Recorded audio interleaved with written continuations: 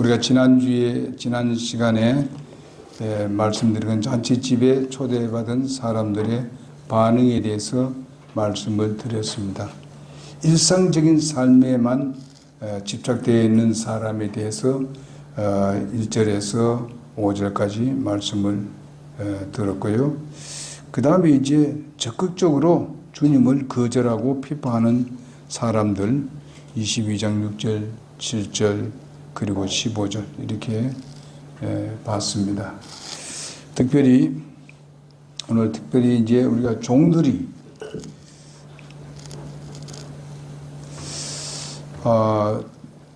종들을 이제 잡아 능욕하고 죽이니 임금이 노하여서 군대를 보내어 그 살인자들을 전멸하고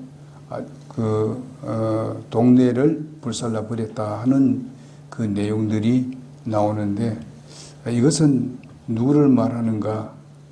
바로 바리새인과 서기관들, 하나님의 말씀을 듣지 아니하고 뭔가 좀 안다고 하는 사람들, 그 당시에 성경 말씀을 많이 알고 성경 말씀을 많이 연구했던 그런 사람들이라고 볼 수 있습니다.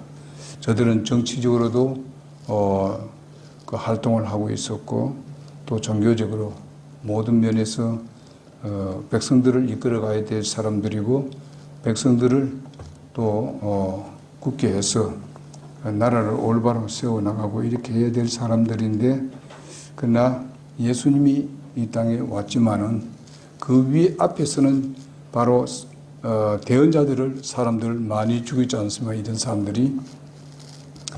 마지막으로 보낸 분이 바로 누군가 하면은 하나님의 아들이신 예수 그리스도를 보냈습니다. 그렇지만은 어떻게 되었습니까? 예수님을 그들은 십자가에 못 박아 죽였습니다. 그래서 예수님이 살아계실 때에 앞으로 십자가에 죽을 것을 생각하시면서 이제 예루살렘이 멸망하는 데 대해서 예수님이 예루살렘을 보고 슬퍼한 내용들이 나옵니다. 그렇게 슬퍼하고 눈물을 흘렸었습니다. 그것은 바로 예수님께서는 이미 미리 다 알고 있었습니다. 이렇게 내가 죽어서 이들에게 배신을 당하고 죽어서 가게 되지만은 거기에 대한 피값이 굉장히 크다고 하는 것을 예수님은 미리 아셨습니다. 그래서 예수님이 십자가에 못 박혀 돌아가시고 난 뒤에, 그때 이제 약 한 70년이 지나서 여러분 로마가 황제 그 티토스를 보내가지고 예루살렘을 불살라버리고, 이것은 하나님께서 하셨습니다. 로마가 직접 와서 그들을 멸망시키려고 하는 것보다 하나님이 시켰습니다. 바로 쓰셨습니다. 그렇게 해서 이스라엘 모든 것을 다 살려버렸습니다. 이렇게 해서 이스라엘이 전 세계로 흩어지게 되었고, 그래서 약 한 2000년 동안 고통을 당하면서 종노릇을 하며 이렇게 사는 가운데, 특별히 이스라엘 사람들은 다른 데서 자기들의 활동을 할 수 없고 자기들의 생활을 제대로 할 수 없는 상황이니까, 저들은 역사적으로 보게 되면은 저들은 상업을 했던 것을 봅니다. 장사를 해서 살았던 것입니다. 그래서 오늘날 이제 이스라엘 나라가 미국에 들어와서 그들이 장사를 하고, 그래서 미국의 경제를 좌지우지하고 있는 것을 여러분 잘 알 줄 믿습니다. 그래서 지금 현재 이스라엘 나라가 지금 2000년 후에 독립이 돼서 이스라엘 나라가 형성된 것을 봅니다. 주님께서 하신 말씀, 대언하신 말씀은 그대로 성취된 것을 우리가 보게 됩니다. 자, 이것을 우리가 보면서 오늘날 그러면 오늘날은 어떤 사람인가 이렇게 봤을 때에 하나님의 말씀을 잘 알지만은 바로 그것을 믿지 않는 사람들이 많다 하는 겁니다. 하나님 말씀을 잘 알면서도 하나님의 말씀을 믿지를 않는 사람들이 우리 한국에도 많고 세계 질비하게 많습니다. 정말 우리는 하나님 말씀을 알았으면 그걸 믿어야 되고, 우리의 삶에서 실제적으로 정말 우리가 소위 말하면 주님의 인도를 받고 성령의 인도를 받아서 주님께 순종해야 되는데 그렇지 않는 사람들이 엄청나게 많습니다. 특별히 지도자 중에서도 그런 사람들이 너무 많습니다. 여러분들 아시다시피 지도자들이 우상을 섬기고 있다는 것입니다. 그리고 목사들이 우상을 섬기고 있다는 것을 여러분 알 줄 믿습니다. 요즘 목사들이 어디에 우상을 섬기고 있나? 하지만은 우상 섬기는 사람들이요 엄청나게 많습니다. 그 사람을 따르는 사람이 얼마나 되느냐 합니까? 5,000명이 따르고 있습니다. 5,000명. 그리고 여러분 북한에 가서 목사들이 가가지고 씨를 만들어 놓고 온 목사들이 많습니다. 이것은 무엇을 말합니까? 우상입니다. 우상을 섬기고 있다는 것입니다. 이런 우리 한국에 이런 일이 있고 미국에도 그런 일이 있다는 것입니다. 미국에.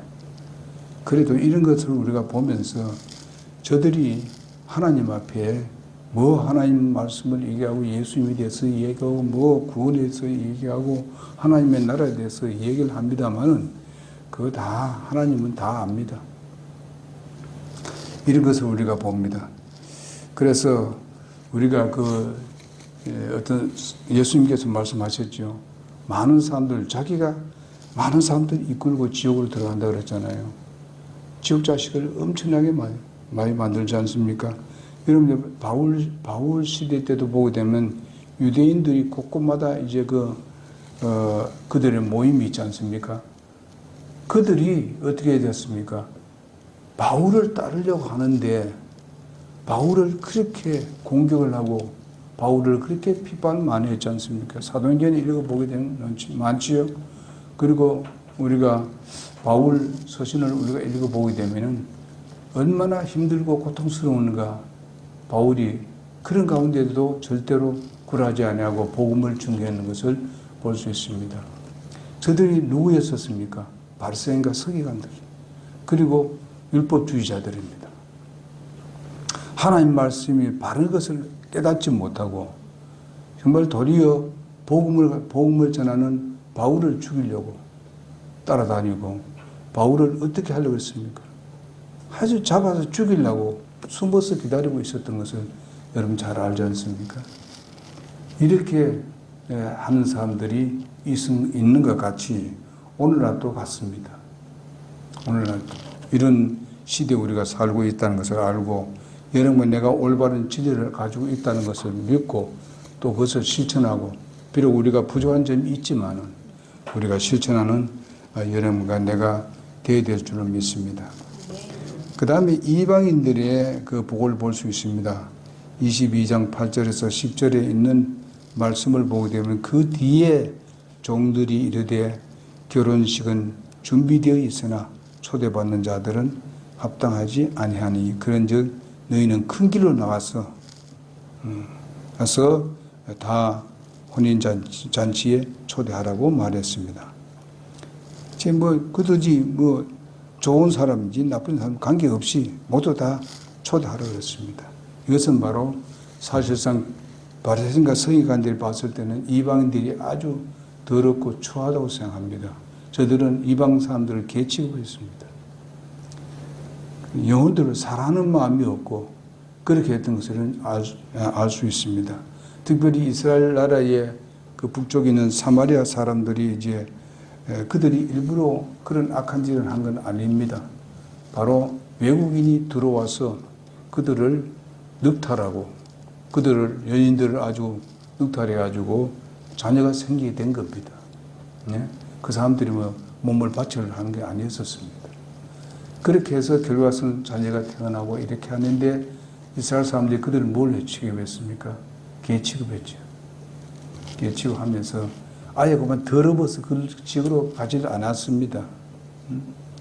돌아서 갔습니다. 우회해서. 저들이 굉장히 잘난 것 같이 생각하지만은요, 그런 것을, 그러나 예수님은 어떻게 했습니까? 사마리아에 들어갔습니다. 그러면서 그 영혼을 사랑했다는 것입니다. 그것을 다 알고 계십니다. 예수님께서. 우리는 솔직히 말해서 이런 것을 불쌍히 여기고 저들 한 사람에도 구원받게 하는 일입니다. 그러기 위해서 예수님을 믿도록 하는 것이 우리의 최선입니다. 누구나 할 것 없이. 그래서 예수님께, 결국 와서는 예수님께서 뭘 합니까? 다 데려오라, 이제는. 이제 너희들 믿고 좀 뭔가 이때까지 했더만은 하나님께서 대언자를 수없이 보내주고 가르쳐주고, 여러분 예레미야 읽어보잖아요. 예레미야가 혼자서 얼마나 힘들고 어렵습니까? 예, 감옥에 갇히기도 하고 말이죠. 그런데도 불구하고 예레미야는 하나님의 말씀을 증거하는 것을 볼 수 있습니다. 하나님께서 지시하는 그 말씀을 그대로 전달하는 것을 볼 수 있잖아요. 만약에 우리 같으면 어떻게 하겠습니까? 오늘날 우리에게도 그런 어떤 영향을 언제나 올지 모릅니다. 이럴 때 우리는 복음을 들고 열심히 그들의 굴하지 않고 복음을 증거하면은 하나님께서 우리를 보호하시고 지켜주시라고 믿습니다.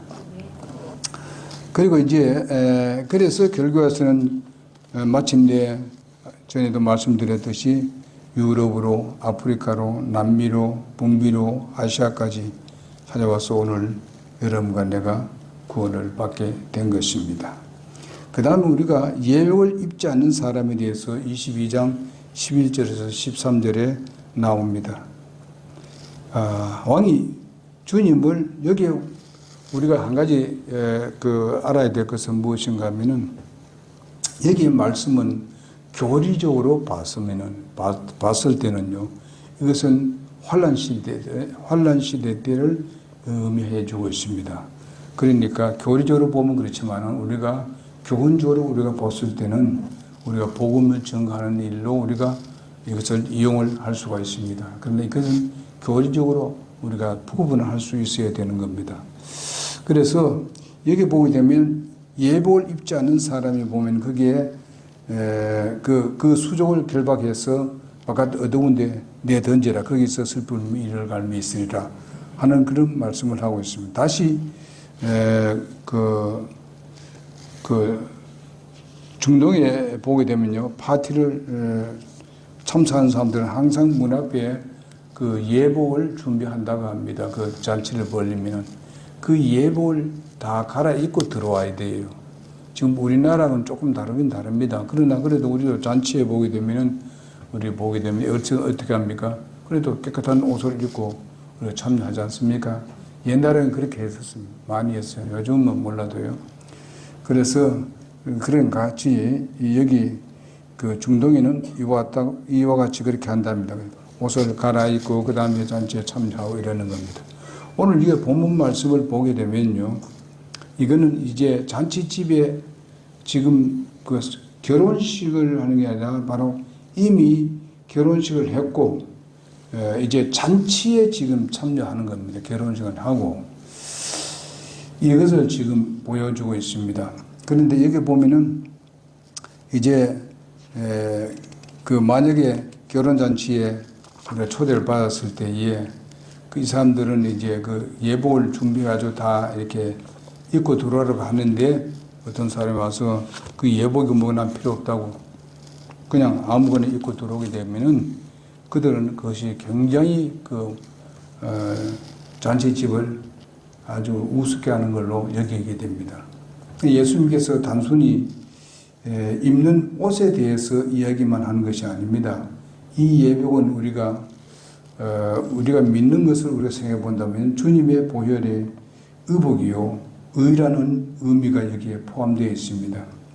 잔치 참석의 그 진정한 목적을 의미하는 것이 바로 예복이라는 것입니다. 우리가 성경을 보게 되면 그 예복에 대한 얘기가 좀 여러 곳에 나옵니다. 22장 2절에 보면 왕의 아들의 혼인잔치다 이렇게 말씀해 주고 있습니다. 이 왕은 누굽니까? 하나님이 왕입니다. 아들은 예수님입니다. 그래서 어쩌면은 이 왕자를 기쁘게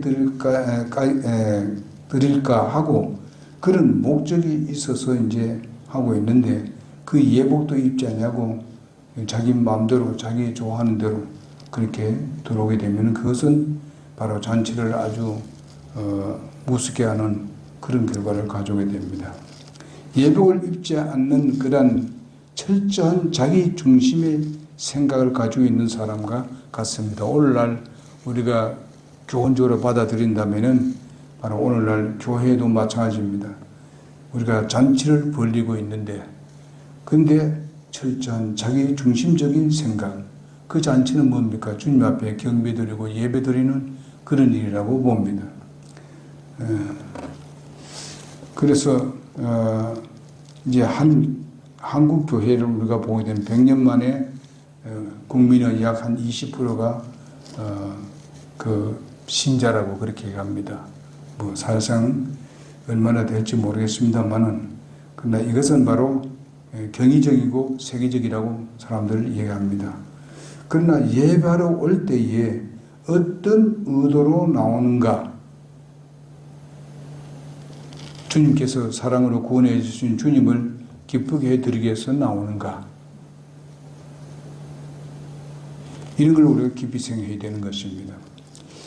그 콘스탄티누스 대제가 있을 때 로마의 국교로 기독교가 이제 공인받게 되었습니다. 이것이 기독교의 승리가 아니라 어쩌면은 기독교 타락의 시작이다, 이렇게 볼 수가 있습니다. 그래서 법으로는 되었지만은 진정한 그리스도인이 되기 위한 변화가 없었다는 것입니다. 도리어 진리를 왜곡시키고 진리를 자기 마음대로 고치는 그런 결과를 가져오게 되었습니다. 진작 저들은 진짜 기독교를 잘 믿기 위해서 그렇게 한 것이 아니죠. 자기들이 정치를 하기 위해서 그 당시에 바로 하나님의 말씀이 온 세계가 정말 등락거리는 그런 끝까지 복음이 전파되고, 저들은 솔직히 말해서 총 한 방 쏘지 아니하고 정말 활로 쏘지도 아니하고 칼로 찌르지도 아니하고 그저 하나님의 말씀을 통해서 사랑으로 가지고 겸손함으로 섬김으로 이렇게 해서 많은 사람들을 얻게 되었습니다. 저들은 칼로 찌르고 전쟁을 수없이 하면서 그렇게 얻었습니다만은, 가만 보니까 야, 저들을 받아들이면은 우리가 전 세계를 우리가 지배할 수 있겠구나 하는 것을 생각했을 것입니다. 그래서 받아들인 것이 바로 여러분 오늘날 그것이 바로 천주교가 된 것은 여러분 잘 알 줄로 믿습니다. 그러므로 이제 오늘날도 마찬가지입니다. 오늘날 현실 교회가 바로 대단한 그런 그 건물을 엄청나게 크게 짓고 이렇게 해서 그저 온데 그냥 차를 몇 대는 해가지고 다 걷어가 버립니다. 그래가지고 이 일반 작은 교회들은요 그냥 견디지 못합니다. 뭐 다 데려가니까. 그리고 거기 가면 아주 시설 잘 돼 있습니다. 아이들 데려가니까 아이들 따로 있는 데 있죠. 아이들 가르치장 따로 있죠. 뭐 이래 하니까 완전히 뭐 작은 교회들은 뭐 옛날엔 그래도 개척교회를 하게 되면 개척교회에 와서 예배 드리고 거기 가서 섬기겠다 하는 사람들이 꽤 많았습니다. 큰 교회는 뭐 말고 개척교회에서 내가 좀 헌신하며 사겠다는 사람이 있었습니다. 요즘 그런 거 거의 찾아보기 힘듭니다. 근데 하나님의 뜻이 아니에요. 하나님의 방법이 아니에요. 이런 것을 우리가 보면서 오늘날 우리가 주님의 말씀을 쫓고 진리를 쫓아가는 이것이 우리에게 때로는 힘들고 어렵습니다. 그렇지만은 우리 믿음의 선배들이 힘들고 어려움을 겪지 아니하고 우리가 믿음을 지켜온 사람들이 아무도 없습니다. 아무도 없어요. 우리가 뒤에 도표를 봅니다만은 그 도표를 보게 되면은 수없는 사람들이 고통과 시련 가운데서 우리의 믿음을 지켜왔고 그 믿음이 오늘까지 우리에게 전달되었습니다. 그러니 여러분과 나도 좀 어려움이 있더라도 진리에 굳게 서서 절대로 좌우로 흔들리지 않는 그런 여러분과 내가 되기를 바랍니다. 그리고 이거 보게 되면은 우리는 새 옷을 입는 것을 보게 되는데 우리가 그 궁중 문 앞에서 원자는 항상 궁중의 법대로 예복을 받아 입을진데 먼저 해야 할 일이 뭔가 하면 자기 옷을 먼저 벗어야 됩니다.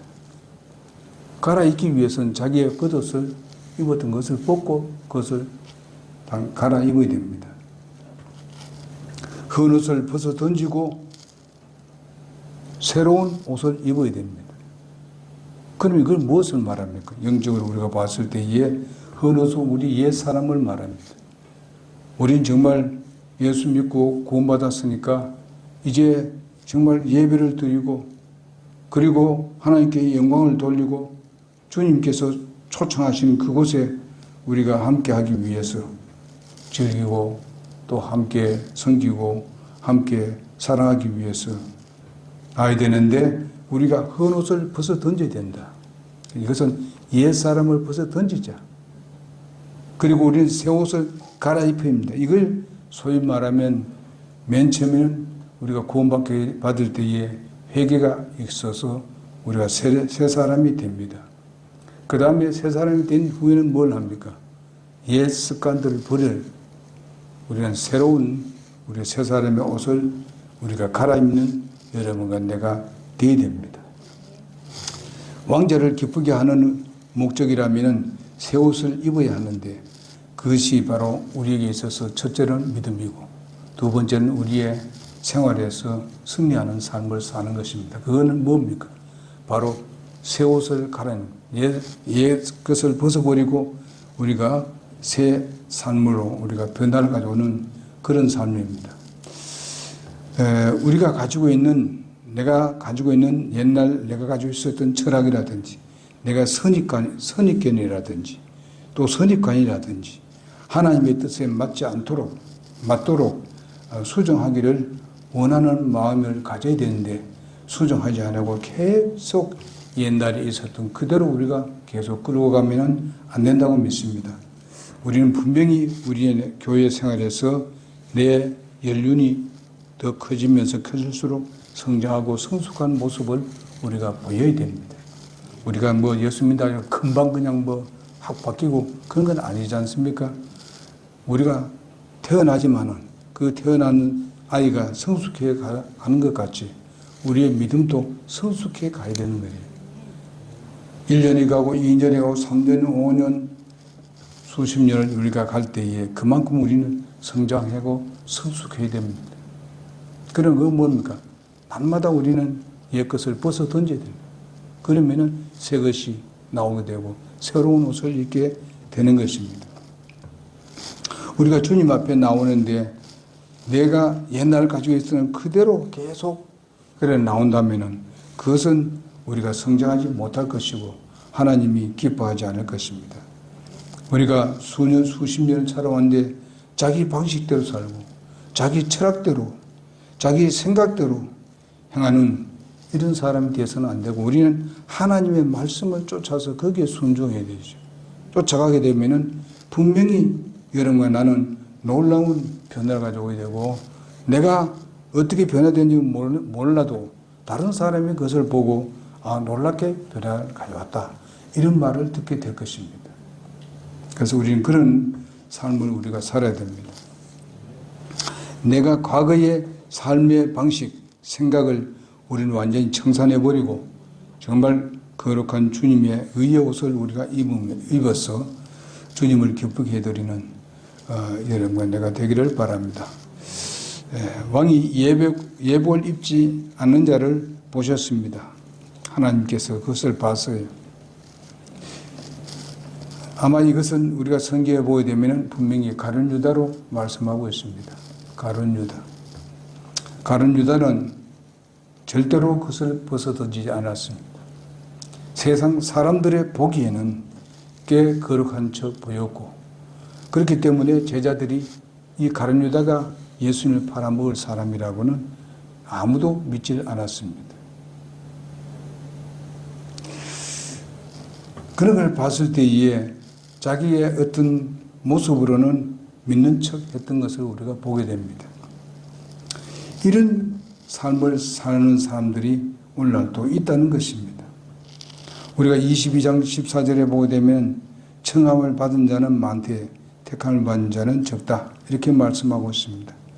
가룟 유다는 예수님께 어떻게 했습니까? 기설을 하면서 안녕하십니까? 그렇게 하면서도 그 마음에 뭐가 있었습니까? 예수님을 잡아서 넘겨주려고 왔던 것을 보게 됩니다. 네 할 일을 해라, 그렇게 합니다. 예수님께서 그렇게 말씀한 것을 볼 수 있습니다. 누가 예수님의 제자가 바로 이와 같은 짓을 한 것을 볼 수 있습니다. 예수님이 몰랐을 거예요. 다 알죠. 그런 것을 예수님은 끝까지 그렇게 인내하고 견뎌봤습니다. 참아봤습니다. 그러나 끝까지 예수님을 배반하고 있는 것을 볼 수 있습니다.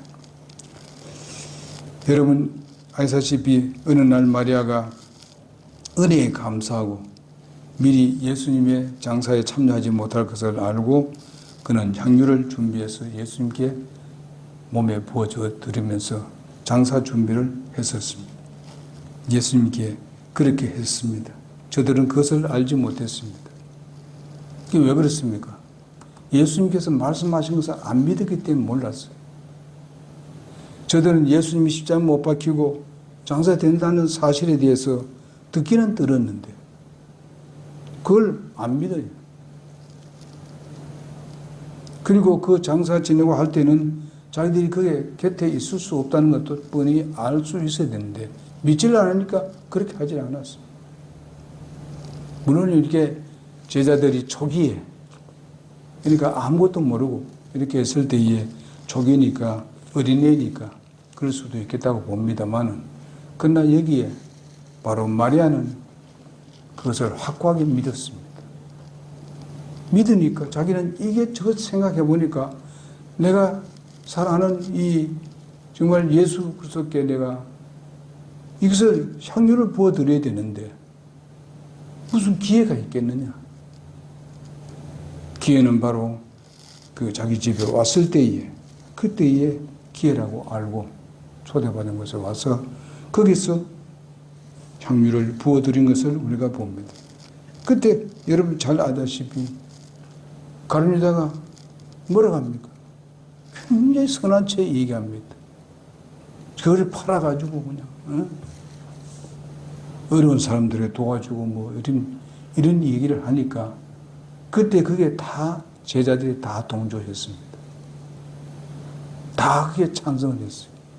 그러면서 가룟 유다 편을 들었던 것을 보게 됩니다. 여러분 한번 생각해 봐요. 그때에 내가 예수라고 생각하고 예수님을 생각하고 그렇게 했을 때에 예수님이 가슴이 터질 겁니다. 예수님 미리 아셨기 때문에 몰라도 우리 같으면 정말로 완전히 배신 중에 배신. 전부 12명이 다 넘어가는 거예요. 12명.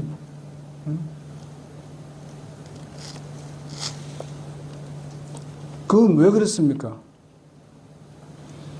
주님께서 말씀을 믿지 않아서 그런 겁니다. 실제적으로 그것을 생각하고 이런 말씀을 하셨는데 내가 이렇게 해야 되겠는데 하는 것을 전혀 생각지 아니하고 있고, 그뿐만 아니라 가룟 유다는 자기를 얼마나 숨기고 있었는가 하는 것을 알 수 있습니다. 오늘날 우리 한국 내에도 교계 내에도 가룟 유다 같은 사람들이 엄청나 많습니다. 이런 이단에 거기에 이단 개수들이 바로 가룟 유다 같은 사람들 아닙니까?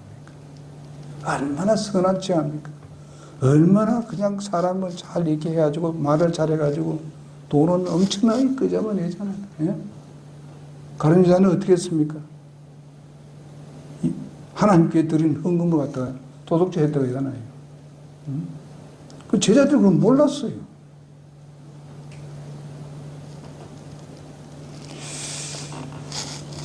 그 사람이 바로 뭔가 하면은 예수님을 앞에 와서 잔치를 벌이는데 예복을 입지 않냐고 온 것 같습니다. 나중에 되면 어떻습니까? 바로 가룟 유다가 적그리스도가 되는 겁니다.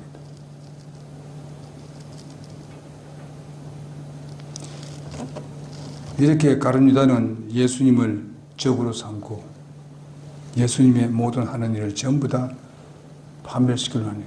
예수님 따라다닐 때는 그냥 손 따라갔습니다만, 그러나 예수님 팔고 난 뒤에서는요, 그렇게 한 것을 봅니다. 그래서 오늘 말씀 중에서 우리가 옛 것을 벗어버리자. 옛것을 안 벗어나 가지고 가룟 유다가 된다는 말은 아닙니다. 우린 옛 습관을 버리자. 주님 앞에 나왔을 때에 정말 우리가 새로운 그런 간절한 마음을 가지고 순종하는 마음으로, 그리고 주님 앞에 분명히 내가 오늘 잘못한 부분에 대해서는 우리가 뭐 차를 타고 오면서 아니면 무슨 것에 대해서 하나님께 말씀을 드리고 걸어오면서 주님께 기도하면서, 그래서 우리가 정리하자고요. 깨끗한 옷을 갈아입자고요. 내가 범죄한 것들이 있잖아요. 하루 종일 지난 동안에, 아니면 일주일 동안 지난 동안에 잘못한 부분이 있잖아요. 우리가 지금 예배하는 건 수요일날, 주일날입니다. 그럴 때는 우리가 그런 것을 정리하고 예배를 하자. 하나님의 잔치 온데 그냥 그런 거에 누더기를 입고 들어오면 되겠습니까?